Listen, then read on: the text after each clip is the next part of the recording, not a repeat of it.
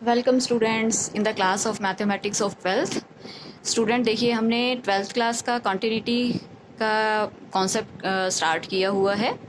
तो ये कॉन्टिन्यूटी का कॉन्सेप्ट लगभग एंडिंग पे है और आज हमारी एक्सरसाइज इसकी ख़त्म हो जाएगी और उसके बाद हम स्टार्ट करेंगे डिफरेंशिएबिलिटी।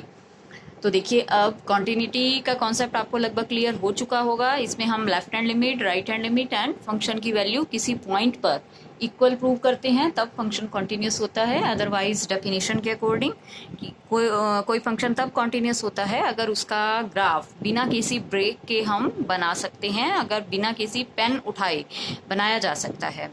तो स्टूडेंट अब देखिए, आइए इसके लास्ट के क्वेश्चन हम कर रहे हैं और काफ़ी ईजी क्वेश्चन अब आ गए हैं लास्ट में भी। देखिए, अब इसमें जैसे 26 क्वेश्चन में आपको k की वैल्यू फाइंड आउट करनी है जबकि फंक्शन कॉन्टिन्यूस गिवन है एट x इक्वल टू π/2। तो देखिए, अगर फंक्शन कॉन्टिन्यूस गिवन है तो आप क्या लिखेंगे, left hand limit, right hand limit and function की value at f equal to c, तीनों सेम होनी चाहिए। तो आप यहाँ पर निकाल सकते हैं तीनों चीज़, या फिर आप दो से भी कर सकते हैं क्योंकि तीनों इक्वल हैं। तो दो अगर हम ले लेते हैं उससे भी काम चल जाएगा। देखिए, जैसे मैं लेफ्ट हैंड लिमिट के लिए कर रही हूँ, limit x tends to π/2 minus of f of x। तो π/2 के इक्वल नहीं है, इक्वल नहीं है तो आप लेंगे ऊपर वाली टर्म, और x को अब हम किस में कन्वर्ट कर रहे हैं, अगर h जा रहा है ज़ीरो की तरफ देन क्या हो जाएगी, x की वैल्यू हो जाएगी π/2 एंड माइनस साइन है तो हम ले लेंगे माइनस h डिवाइडेड बाय π-2 और x की जगह फिर से π/2 माइनस h।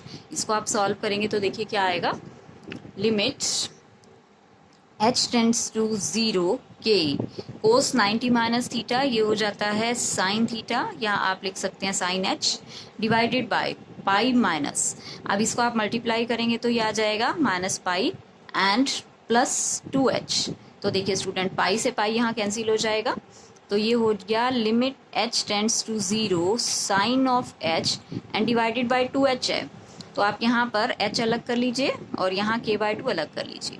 तो आपका रिजल्ट है limit theta tends to 0 sine theta by theta, ये आप कर चुके हैं +1 में सभी रिजल्ट्स 1 के इक्वल होता है, तो इसका आंसर आ गया k/2। तो आप एक ही निकाल लीजिए क्योंकि कॉन्टिन्यूस गिवन है, तीनों चीज़ इक्वल प्रूव करने की ज़रूरत नहीं है। अब आपको f ऑफ c यानी f ऑफ π/2 की वैल्यू हमें गिवन है किसके इक्वल, 3 के इक्वल, और ये दोनों वैल्यूज़ होंगी सेम बिकॉज कॉन्टिन्यूटी आपको पहले से ही दे रखी है, फंक्शन कॉन्टिन्यूस है। अगर सेम है then k/2 equal to 3 means k की वैल्यू हो जाएगी 6। तो ये आपको k की वैल्यू यहाँ पर फाइंड आउट करनी थी। इसी टाइप से आगे के क्वेश्चंस हैं स्टूडेंट, नेक्स्ट 2 क्वेश्चंस भी ऐसे ही हैं। अब देखिए, जैसे मैं 28 क्वेश्चन ले रही हूँ, बाकी 30th तक क्वेश्चन इसी टाइप से हैं, 26 से लेकर 30th 5 क्वेश्चंस। तो देखिए, मैं अब नेक्स्ट आपका ले रही हूँ 28 क्वेश्चन, इसमें भी आपको कॉन्टिन्यूस दे रखा है, और अगर कॉन्टिन्यूस दे रखा है तो क्या हो जाएगा, यहाँ पर left hand limit equal to right hand limit equal to f okay. फिर से आप यही करेंगे, कोई 2 लिमिट आप निकाल लीजिए और उसको इक्वल पुट कर देते हैं। जैसे यहाँ से हम निकाल लेते हैं लेफ्ट हैंड लिमिट के लिए, क्या हो जाएगा, limit x tends to pi पे आपको चेक करना है, then pi minus of f of x equal to limit, अब h में कन्वर्ट कर रहे हैं, h टेंड्स टू 0 k, और x की जगह आप यहाँ पर क्या लिख देंगे, पाई माइनस h और प्लस 1। तो देखिए स्टूडेंट, अगर आप h यहाँ पर 0 को टेंड करा रहे हैं तो ये बन जाएगा k pi plus 1, answer left hand limit हो गई। इसी टाइप से आप करेंगे राइट हैंड लिमिट, तो limit x tends to π/2 positive of f of x, ये हो जाएगा limit h tends to 0 cos of π/2 plus h हो जाएगा यहाँ पर। ठीक है, तो देखिए स्टूडेंट, अब जैसे कोस ऑफ 90 प्लस थीटा, तो 90 प्लस थीटा ये आ जाएगा माइनस साइन थीटा, या आप डायरेक्टली यहाँ पर h की वैल्यू अगर 0 पुट कर देते हैं तो क्या आ जाएगा, कोस 90 भी 0 हो जाएगा। तो अब k pi plus 1 equal to 0 हो गया, left hand limit right hand limit equal हो जाएंगे और यहाँ से आप क्या कर सकते हैं, k की वैल्यू फाइंड आउट कर सकते हैं। k जैसे आप देख सकते हैं ये हो जाएगा -1/पाई के इक्वल। तो ये क्वेश्चन भी स्टूडेंट काफ़ी इंपॉर्टेंट है ये एग्जाम के हिसाब से। देखिए, अब आ रहे हैं हम अपने नेक्स्ट क्वेश्चन पे। जैसे नेक्स्ट क्वेश्चन में आप फिर से आपको दो वैल्यूज फाइंड आउट करनी है ए और बी की, और जबकि फंक्शन कॉन्टिन्यूस दे रखा है। तो देखिए कॉन्टिन्यूस आपको दे रखा है, तो अब आप देख सकते हैं यहाँ पर 2 ब्रेक पॉइंट आ रहे हैं, एक तो है 10 और एक है 2। तो आप दोनों पे ही इसको एक बार करेंगे। तो देखिए जैसे मैं पहले यहाँ पर कर रही हूँ 2 पर h x equal to 2, left hand limit right hand limit दोनों फाइंड आउट करेंगे। देखिए पहले लेफ्ट हैंड लिमिट के लिए limit x tends to 2 negative of f x equal to limit x tends to h tends to 0, और देखिए less than 2 के लिए आंसर आपका फंक्शन सिर्फ 5 ही दे रखा है, तो h यहाँ पर कहीं कुछ भी नहीं है, तो 5 ही आंसर आ जाएगा।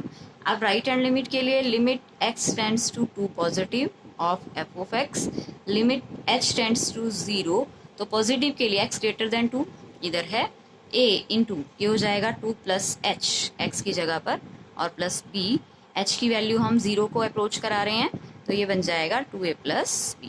तो ये हमने किया है कॉन्टिन्यूटी 2 के लिए। तो ये left hand limit right hand limit same होंगी क्योंकि आपको फंक्शन कॉन्टिन्यूस गिवन है, तो यहाँ से ये दोनों सेम, तो आपको फर्स्ट एक इक्वेशन मिल गई है। ऐसे ही सिमिलरली जब आप 10 के लिए करेंगे तो दूसरी इक्वेशन मिल जाएगी एट x इक्वल टू 10। तो देखिए ये लेफ्ट हैंड लिमिट के लिए limit x tends to 10 negative of f of x, तो लेस के लिए अब आपको ये फंक्शन लेना है a इंटू 10 माइनस एच और प्लस बी, एच फिर से 0 को अप्रोच कर रहा है, तो ये आ जाएगा 10a प्लस बी। ऐसे ही limit x tends to 10 positive, तो ये हो जाएगा f of x equal to greater के लिए अब राइट हैंड लिमिट के लिए आपको नीचे वाला फंक्शन दे रखा है, लिमिट h टेंड्स टू 0 में कन्वर्ट कर दिया, लेकिन यहाँ कहीं x नहीं है, तो आंसर 21 ही आ गया। तो फिर से ये दोनों इक्वल हो जाएंगे। यहाँ से आपको एक सेकेंड इक्वेशन मिल गई है ये, तो आप इन दोनों इक्वेशंस को सॉल्व करके फाइंड आउट कर सकते हैं a और b की वैल्यू। तो स्टूडेंट ये आपको करना है। अब देखिए नेक्स्ट जो 4 क्वेश्चन है वो फिर से एक जैसे हैं, 26 से लेकर 30 तक के क्वेश्चन एक जैसे थे, और अब 31 से लेकर 34 तक के क्वेश्चन एक जैसे हैं। तो देखिए स्टूडेंट अब इसमें हम बहुत ज़्यादा एफर्ट नहीं लगाते हुए हम कुछ अपने रिजल्ट्स यूज़ करेंगे। देखिए जैसे आपको इन्होंने दे रखा है F x function cos x square, आपको ये दिखाना है कि कॉन्टिन्यूस है या नहीं है, चेक करना है। तो देखिए इसके लिए आप क्या करेंगे, इसको 2 फंक्शंस में ब्रेक करेंगे, एक पी एक्स फंक्शन एक क्यू एक्स फंक्शन। तो देखिए स्टूडेंट पी एक्स आप कौन सा लेंगे, आपको थोड़ा सा चूज करना है अच्छे से। ये आगे वाला फंक्शन हम ले लेते हैं पी एक्स, आप सिंपल एक्स लेंगे और जो इसका बीच में आपको दिया हुआ है वो जाएगा नेक्स्ट एक्स स्क्वायर। तो अब देखिए composite function p o q x, अगर आप ये फाइंड आउट करेंगे तो पी इंटू क्यू एक्स ये हो जाएगा, p as it is, q x की वैल्यू है एक्स स्क्वायर। अब आपको जो पी एक्स वाला फंक्शन है उसमें एक्स की जगह एक्स स्क्वायर पुट करना है, तो ये आ जाएगा कोस एक्स स्क्वायर। तो ये फंक्शन हमारा आ गया पी ओ क्यू एक्स, ये आया कोस एक्स स्क्वायर। तो देखिए ये कंपोजिट फंक्शन है। अब कोस एक्स फंक्शन कॉन्टिन्यूस होता है, कोसाइन फंक्शन कॉन्टिन्यूस होता है, पॉलिनोमियल फंक्शन कॉन्टिन्यूस होता है, तो उनका कंपोजिट फंक्शन जो हमने बनाया है वो भी कॉन्टिन्यूस होगा। ये हम पहले रिजल्ट में कर चुके हैं, तो बस आपको यही लिखना है कि पी एक्स या cos function is cosine function is always continuous, ये कॉन्टिन्यूस होता है। एंड क्यू एक्स क्या है यहाँ पर एक्स स्क्वायर, ये है पॉलिनोमियल, तो polynomial function is always continuous. Then there composite function, बस यही आपको रीजन देना है, composite function cos x square will always be continuous, बस यही आपको देना है। हर एक आपको 31 से 34 में लगभग यही करना है। देखिए अब जैसे नेक्स्ट हम देखते हैं, इसमें है मॉडुलस ऑफ कोस एक्स। फिर से आप देखिए पहले पी एक्स लिख लेंगे, जो स्टार्टिंग वाला फंक्शन है, जैसे स्टार्टिंग इसकी हो रही है मॉडुलस से, तो मैं ये लिख लूँगी, और क्यू एक्स मैं लिख लूँगी सिंपल कोस एक्स। तो देखिए पी ओ क्यू एक्स क्या हो जाएगा, पी इंटू क्यू एक्स, तो देखिए क्यू एक्स की वैल्यू है यहाँ पर कोस एक्स। तो अब आपको p वाले में फंक्शन में x की जगह पर हमें पुट करना है कोस एक्स। देखिए जैसे पी एक्स की वैल्यू है modulus x, then p of cos x की क्या हो जाएगी, जहाँ भी x है वहाँ पर आपको लेना है कोस एक्स। तो देखिए ये आ गया, ठीक है। तो ये आपका फंक्शन आया कंपोजिट फंक्शन। फिर से आपको वही रीजन देना है कि this function is continuous, this function is continuous and there composite function will always be continuous. बस आपको फंक्शन जब आपको स्टार्टिंग करनी है तो वो ध्यान रखना है कि कहाँ से स्टार्ट करेंगे। जैसे यहाँ से स्टार्टिंग में मॉडुलस दे रखा है तो आप पहले मॉडुलस लेंगे फिर देन ये लेंगे। ऐसे ही अब देखिए नेक्स्ट है, जैसे अब मॉडुलस यहाँ पर दे रखा है तो आप पी एक्स क्या लेंगे, पहले ले लेंगे साइन एक्स फिर क्यू एक्स, अब बीच वाले फंक्शन पे आएंगे मॉडुलस एक्स। तो इस टाइप से बस आपको लेना है। तो अगर आप देखेंगे पी ऑफ क्यू एक्स ये बन जाएगा पी इंटू क्यू एक्स, तो क्यू एक्स की वैल्यू हमें गिवन है मॉडुलस एक्स। तो अब देखिए पी एक्स है sine x and P of modulus x क्या हो जाएगा, जहाँ भी एक्स है वहाँ आपको मॉडुलस लेना है। तो ये आ गया, ठीक है। तो ये पी ऑफ क्यू की वैल्यू आ गई है।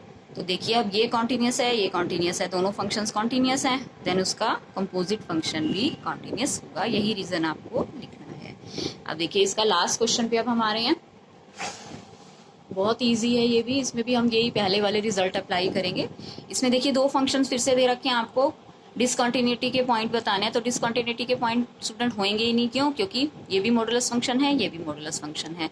तो मॉडुलस फंक्शन एक पी एक्स ये हमेशा ही कॉन्टिन्यूस होता है and Q x x plus one modulus ये हमेशा कॉन्टिन्यूस होता है। तो दोनों का डिफरेंस भी आप कर चुके हैं, ये भी क्या रहेगा, कॉन्टिन्यूस ही रहेगा। तो कुछ इसमें प्रूव करने की ज़रूरत नहीं थी खास।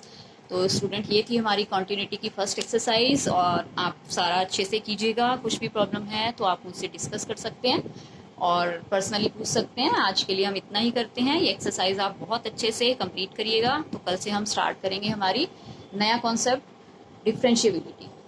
आज के लिए इतना ही। Thank you so much.